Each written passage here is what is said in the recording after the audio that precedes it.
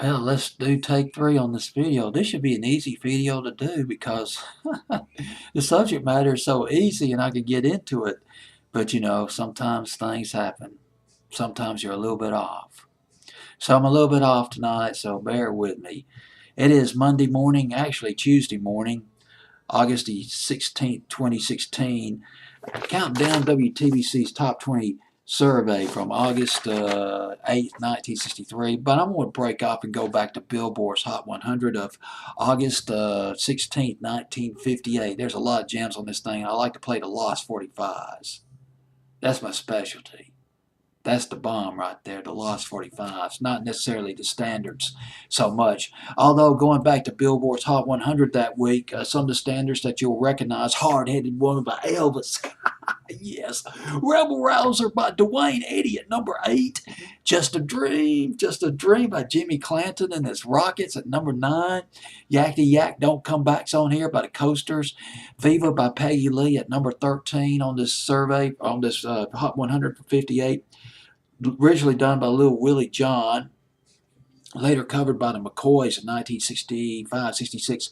Born Too Late by the Ponytails on this Hot 100. Rockin' Robin at number 35, no, number 33 rather. And then we got Bird Dog by the Everly Brothers at number 34. Everly Brothers coming out rocking on that one. Love the acoustic guitars at the beginning of that record.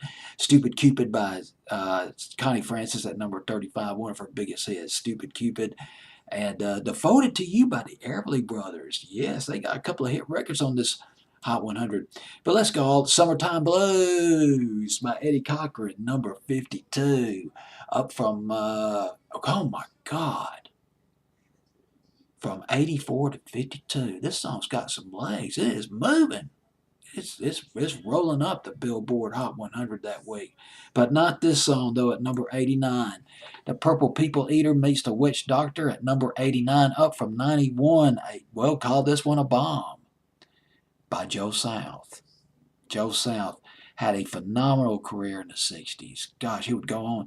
You wouldn't know it by this record, by this novelty record, although I love novelty records.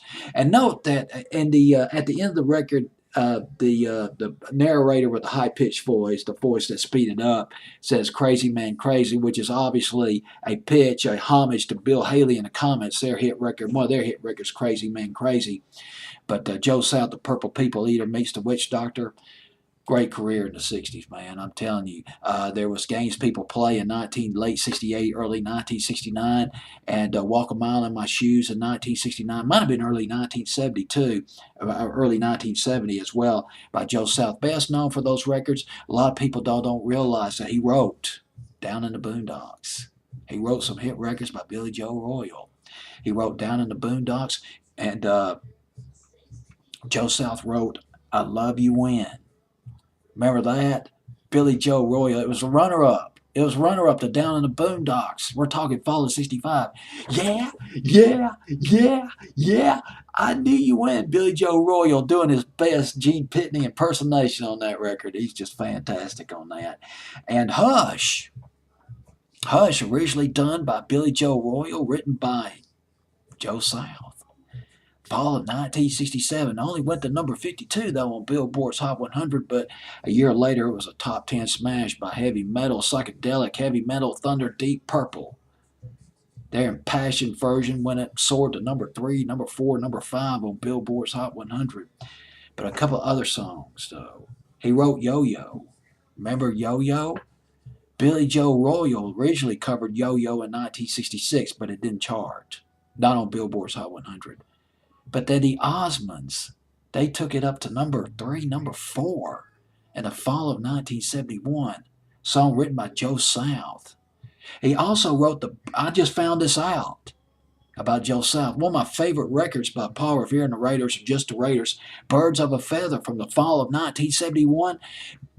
Joe South wrote this record. He did the original version in 1968, covered several years later by the Raiders, Paul Revere and the Raiders, or maybe just the Raiders. It might have been just the Raiders by then. But he played prominent guitar, sideman, He played guitar on Sheila by Tommy Rowe. He played on Blonde on Blonde by Bob Dylan, album by Bob Dylan, and Chain of Fools by Aretha. He played on that record by Aretha Franklin. This record, this was his first charted hit. Recorded off the National Recording Corporation back in 1958. He got a little bit more serious though a year later as he wrote 2 records for Gene Vincent, including one of the songs they wrote for Gene Vincent was, well, I wrote it down, but I can't read my chicken scratch. They're relatively obscure records though. He played on sessions with Ray Stevens and Jerry Reed. Session guitar player, songwriter, singer. Oh, he wrote Rose Garden. He sure did. Joe South did. Man. Mouth of the South, man. Joe South. At number 89 on Billboard's Hot 100 of August 16, 1958, the Purple People Eater meets the Witch Doctor.